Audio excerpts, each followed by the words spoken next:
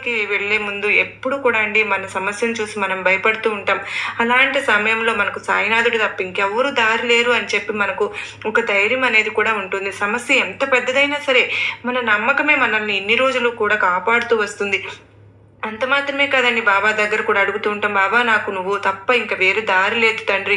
బాబా నువ్వు నాకు తోడుగా ఉండి నాకు దారి చూపించు అని చెప్పి సాయినాథుడు కాళ్ళ మీద పడి శరణాగతి పొందుతామండి. అలాంటి సమయంలో కూడా ఎన్నో రకాల పూజలు పరిహారాలు చేస్తూ ఉంటాం. బాబా చూపించిన ఒక్కొక్క దారిలో వెళుతూ ఉన్నప్పుడు మనకి ఎన్నో రకాల ఆలయాలకు వెళ్ళమని చెప్పి కూడా సాయినాథుడు సలహాలు ఇస్తూ ఉంటారండి.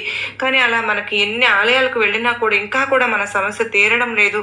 ఎన్ని పూజలు పరిహారాలు చేస్తున్నాను బాబా, మీరు చెప్పినట్లుగా నేను ఈ ఆలయానికి వెళ్ళాను, అక్కడకు వెళ్ళాను, అన్నీ కూడా చేస్తూనే ఉన్నాను, కానీ నా సమస్యకు దారి అనేది కనిపించడం లేదు తండ్రి అని అన్నీ చేసి విసిగిపోయాను అని చెప్పి ఒక్కొక్కసారి మనందరికీ కూడా చాలా నిరాశగా అనిపిస్తుంది ఫ్రెండ్స్.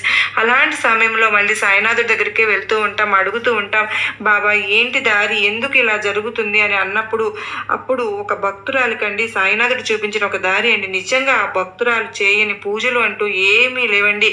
తను ఏం పాపం చేసిందో మనం అనుకుంటూ ఉంటాం. అసలు ఏ జన్మలో ఏం పాపం చేశానో ఏంటో, నా అంత దురదృష్టవంతురాలు ఎక్కడ ఉన్నారు, ఎందువల్ల అంటే నాలాంటి కష్టాలు ఎవరికి రాకూడదు భగవంతుడా అని చెప్పి కూడా అనుకుంటూ ఉంటామండి.